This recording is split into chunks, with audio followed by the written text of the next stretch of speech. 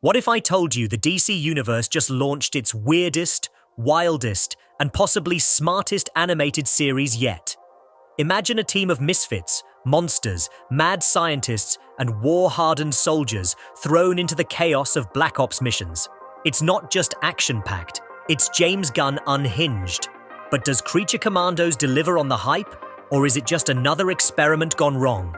Today, we're diving deep into the first season of Creature Commandos, breaking down the story, the characters, and whether this show is a must-watch or a total miss. And trust me, there's a lot to talk about. By the end of this video, you'll know if this show is worth your time. So stick around, because this review might just surprise you. And hey, before we jump in, make sure to hit that like button and subscribe if you're a fan of sharp, no-nonsense reviews on all things superhero and sci-fi. Now, let's get started. We're on the cusp of a new DC universe. It doesn't start with Superman, Wonder Woman, or even Batman though. And it isn't starting with a feature film, though all of that will surely come. Instead, it begins with an animated series following the misadventures of another one of Amanda Waller's ill-fated task forces. Mercifully, this doesn't mark the return of Harley Quinn. I like her, but DC's favorite anti-heroine needs a vacation. Instead, we're beginning with James Gunn's Creature Commandos, a team of incarcerated monsters.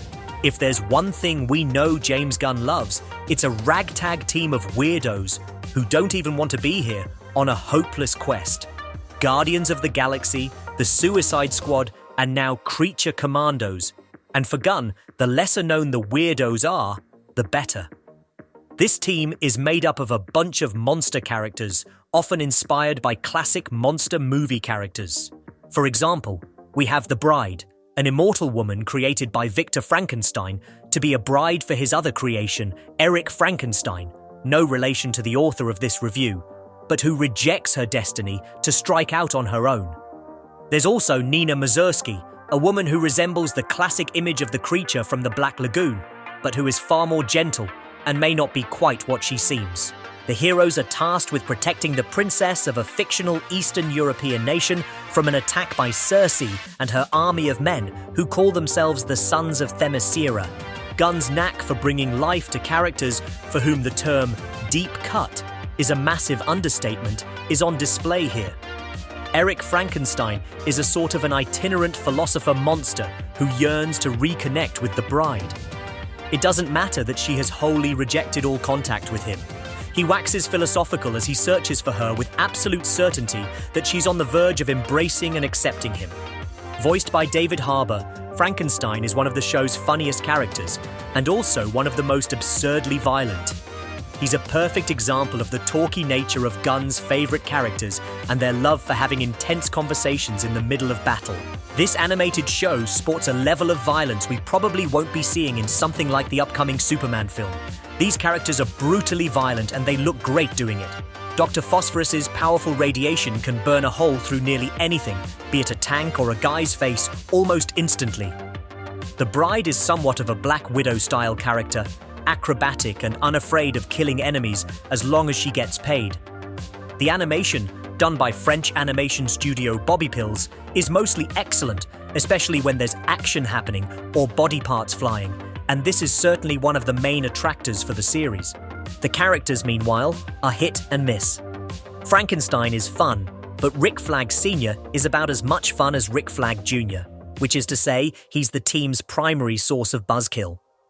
With just 7 half-hour episodes, the show feels overfull as it tries to tell the backstories of nearly every member of the Creature Commandos team, while also putting together a compelling mystery for them to punch, shoot, and investigate their way through. There are some fun stories. G.I. Robot is a blast to watch as he blasts Nazis across the decades. Weasel finally gets some real character development that changes the way we look at him and adds mystery to his origin and identity. But with all of these backstories, the main storyline feels like an afterthought, a way to justify telling each of the backstories for these characters more than a story unto itself. A few of these characters' stories could have been left for a second season, leaving more room to pull us into the current storyline. There are a few aspects that fell flat with me. The Sons of Themyscira are a thinly veiled prodding of tactical guys who like to play army without ever joining up. We love to see it, but it's not very elegantly done here, and it isn't as funny as it should be. The relationship between Princess Ilana and Rick Flag feels tacked on and doesn't really enhance the story. I ended up leaving Creature Commandos feeling a little lukewarm. Considering that I was finishing up The Penguin and watching Superman Lois at the same time, it isn't a huge surprise. Both of those shows have elevated live-action portrayals of their main characters in ways we haven't seen, turning Penguin into a true villain and making Superman feel real in ways he never has. Creature Commandos isn't meant to run alongside those. It's a hyper-violent action comedy cartoon. But the proximity makes it hard to miss how overstuffed and scattered the show feels at times. If there's a season 2, I'll definitely be checking it out, because there's enough good here that I'm curious, and at 7 episodes, Creature Commandos is a relatively easy binge. I just hope that Gunn can find a better balance between telling us about the characters' histories and letting us experience the present along with them. And there you have it, Creature Commandos Season 1. A bold experiment, or just another cog in James Gunn's ever-expanding DC machine? Well, I'll leave that for you to decide. But let me tell you something. This show reminds me of a time when superhero media wasn't afraid to be weird, to take risks. Remember the first time you picked up a comic book, flipping through pages filled with bizarre creatures and wild stories? That's the feeling this show taps into. And whether it fully delivers or not, you have to respect the ambition. Now, if you made it this far, I know you're someone who appreciates deeper conversations about film and TV.